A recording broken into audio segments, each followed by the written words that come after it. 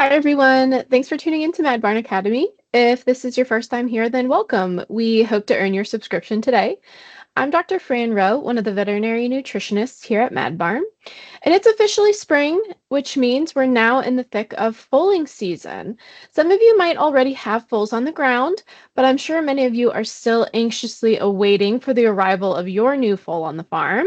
So I thought today we'd cover what signs of foaling are in the mare to help you guys prepare. So let's get started. Gestation or pregnancy in the mare generally lasts around 11 months.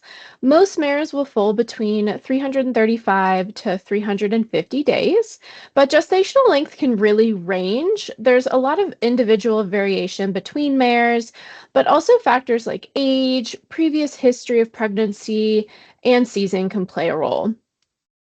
Interestingly, the gestational length in donkey jennies is actually quite different. On average, gestation is around 12 months, but in jennies, that can really range from anywhere from 11 to even upwards of 14 months.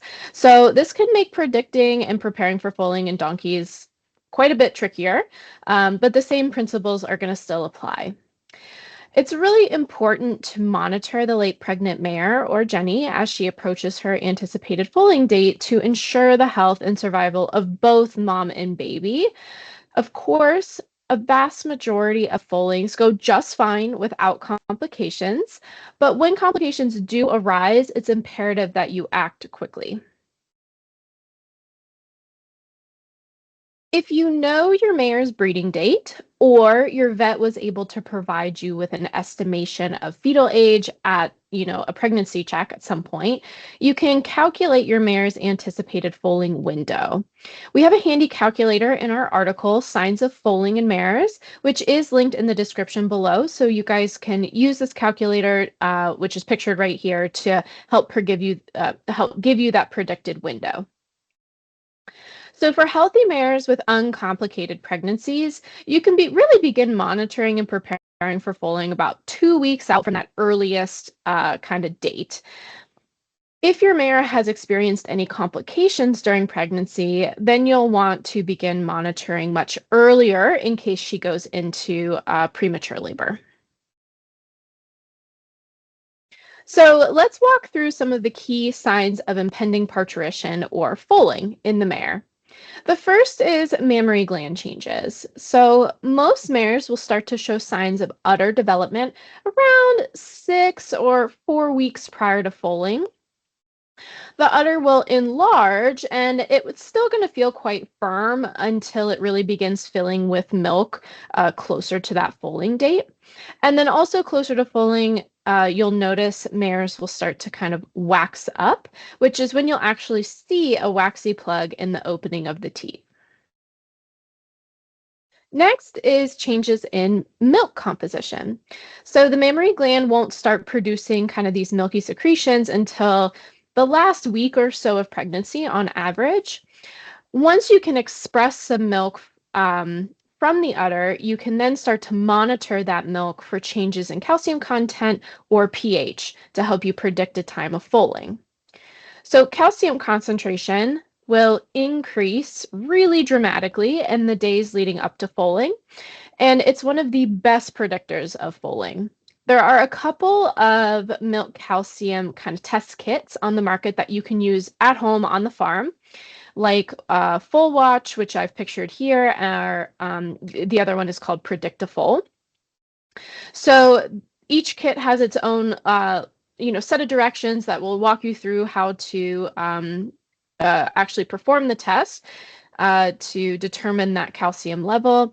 And usually we're aiming for kind of that 200 parts per million or ppm calcium. And that's kind of the cutoff we're watching for to indicate that a mare is going to foal within the next 24 hours.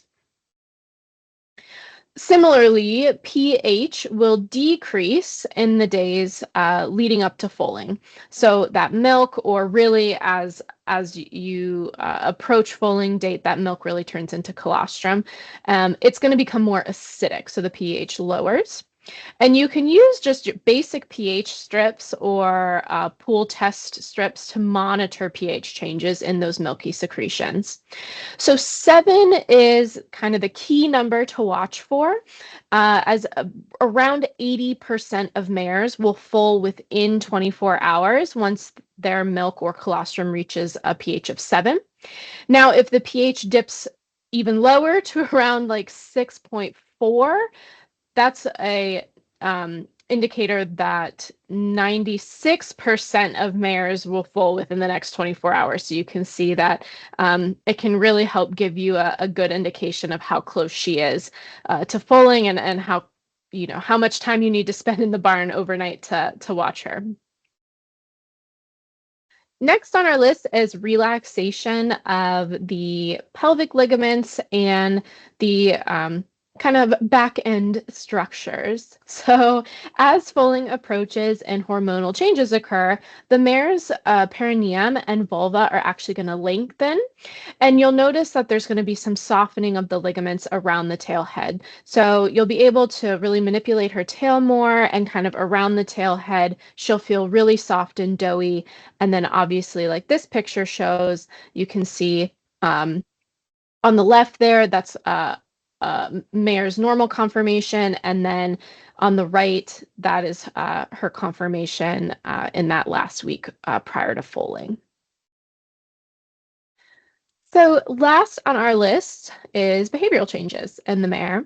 You might notice that she is starting to act a little restless, or even maybe a little mildly colicky. Like she might paw, she might look at her belly a little bit, she might be laying down, or kind of showing some nesting type behaviors. You might notice that she's flagging or lifting her tail, and she could even start to seem a bit uninterested in her food.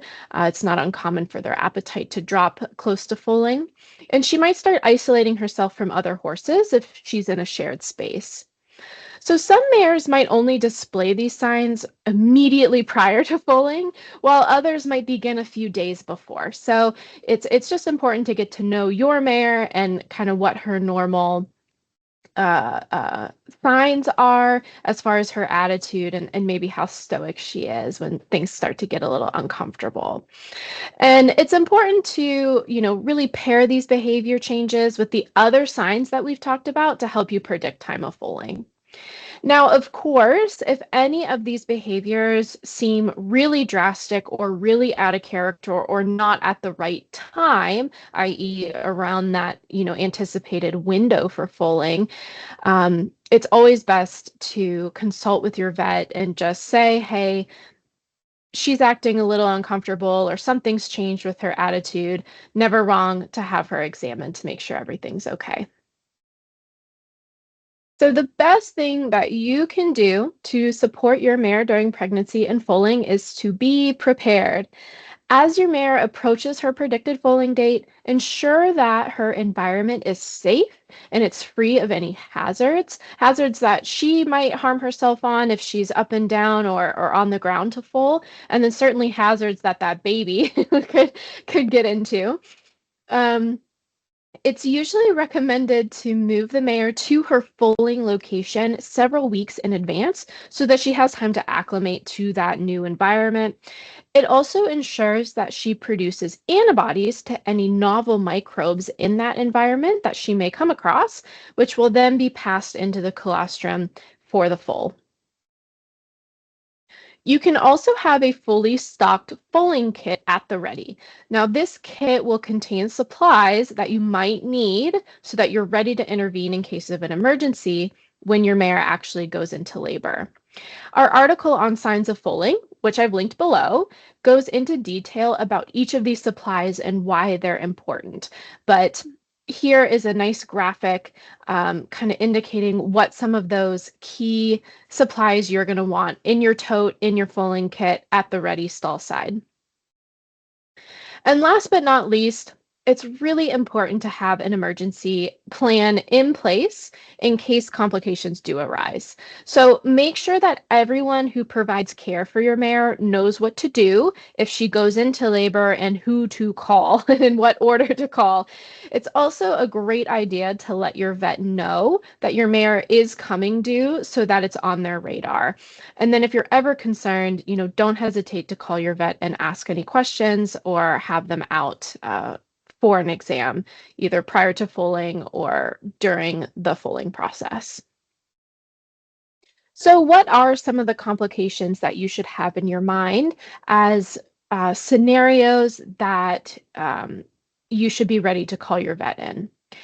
In the prepartum mare, meaning, pre-foaling, things like abnormal mammary development, whether that's she's developed an udder really early, and maybe she's even starting to leak milk, or the opposite, she's coming to her anticipated due date and has developed no udder at all, would be cause for concern.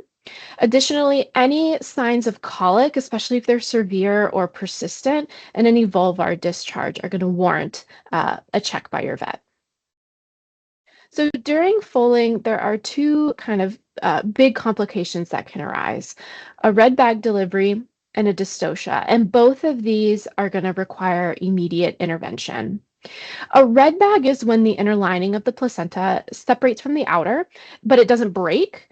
And when this happens, foals are actually at risk for suffocation if the placenta is not cut open. So you have a really short window of time to identify that problem and intervene. A dystocia, or a difficult birth, can occur when the foal is not in the correct position. For foaling, maybe they're breech, maybe they have a leg stuck, and they sort of become stuck during the foaling process, and the mare cannot, make progress and getting the foal out completely. After foaling, you now have two individuals to monitor, right? You've got your mare, but you've also got this new baby. So complications like the foal not meeting its benchmarks, a retained placenta, or rejection type behaviors all warrant a call for your vet for prompt intervention. We have a great article and video on post-foaling benchmarks, which I've linked in the description below as well. All right, here are references for today. And thanks so much for listening. Don't forget to like and subscribe, and be sure to explore the other videos on our channel. We've got a whole variety of topics on there, and we're regularly posting new content. And definitely check out the additional links I've provided in the description below for just more information about gestation in mares, foaling, dystocia, and those post-foaling benchmarks that I mentioned. All right, you guys, until next time, bye.